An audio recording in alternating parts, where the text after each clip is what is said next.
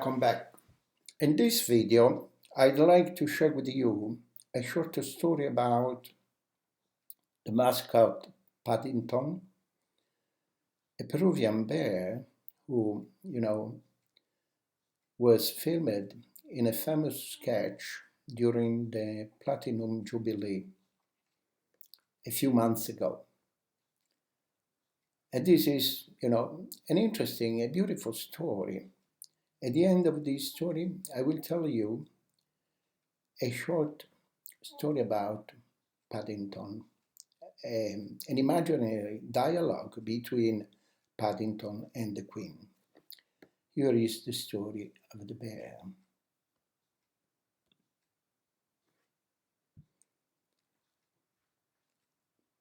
How a bear became an unlikely royal mascot. Paddington has been popping up everywhere among the tributes to the Queen, from toys in the carpet of flowers to films appearing in TV schedules. It all stems from a sketch during the Platinum Jubilee, when the monarch and the bear made an unlikely but heartwarming pair. It has been extraordinary to see how people have turned to the lovable brown bear for comfort as they have mourned the Queen, according to Karen Jankel, daughter of the Paddington creator Michael Bond. If somebody told me a year ago that the Queen was sadly going to die, and when she did, that Paddington would be a very large part of it, I would be utterly amazed. Paddington teddies and marmalade sandwiches have been placed among the tributes, so many, in fact, that the Royal Park have asked the mourners not to leave anymore.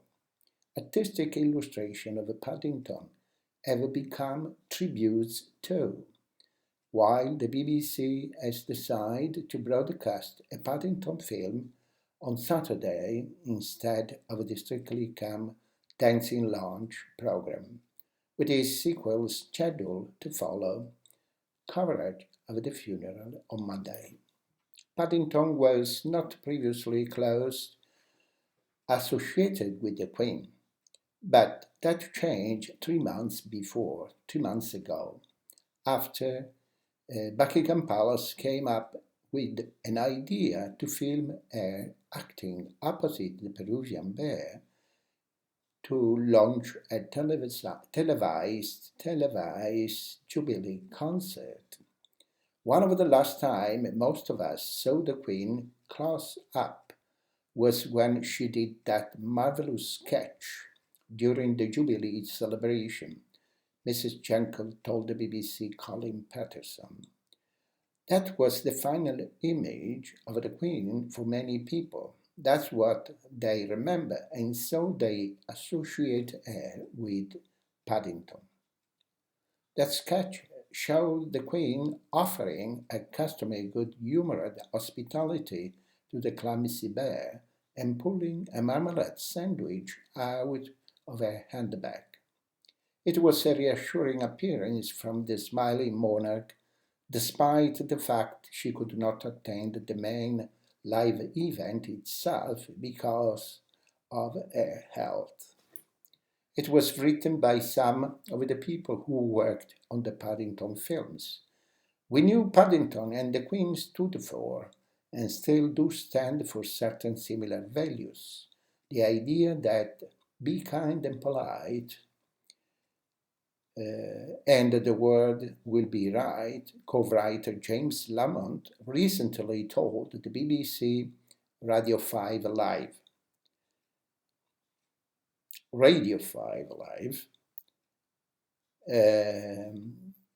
it just felt very natural that those could share a space together. They would both welcome each other because they both cut from the same cloth. Paddington author Bond would have been overwhelmed and humbled by this unexpected New link between his most famous character and the Queen, his daughter said. Paddington was his creation, and to think that now people all around the world are associating him with what is it's a terribly sad occasion. But actually that introduction of a Paddington has lifted everybody's spirit, and I think that would have been pleased him. And this is the shortest story, it happened to read, to find on my Facebook page, coming from a Britain Facebook group. I've packed your marmalade sandwich for your journey, Your Majesty, said Paddington. Will I see you again, Your Majesty?